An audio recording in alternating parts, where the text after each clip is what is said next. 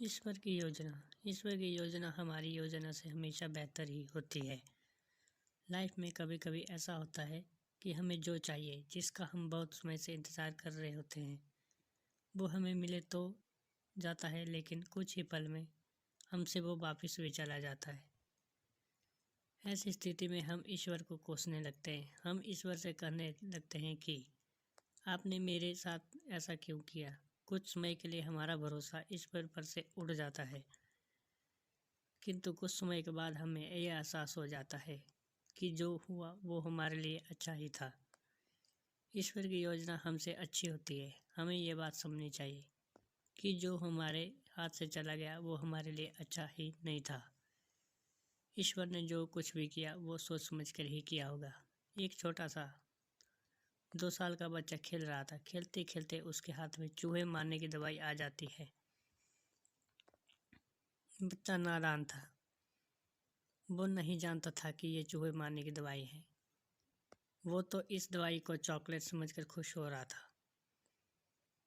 वो इसे खाने ही वाला था कि उसकी माँ का ध्यान उस पे गया। माँ ने तुरंत बच्चे के हाथ में से वो चूहे मारने की दवाई छीन ली। बच्चा जोर जोर से रोने लगा। बच्चे के रोने के बावजूद भी माँ ने उसकी एक नहीं सुनी और वो दवाई उसने कहीं पे छिपा दी, क्योंकि बच्चा नहीं जानता था कि ये चॉकलेट नहीं, चूहे मारने की दवाई है। पर माँ तो जानती थी कि ये चूहे मारने की दवाई है और ये मेरे बेटे के लिए सही नहीं है। बच्चे को कुछ पल खुशी देने के लिए माँ उसे वो दवाई नहीं दे सकती थी, क्योंकि वो उसके लिए हानिकारक थी। वैसे ही हम जब हमारी ज़िंदगी में हमें कुछ ऐसा मिले जो हमें कुछ ही पल की खुशी दे और फिर वो वापस चला जाए, तो हमें निराश नहीं होना चाहिए।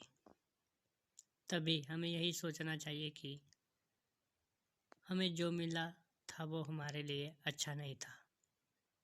इस चूहे मारने की दवाई जैसा ही था।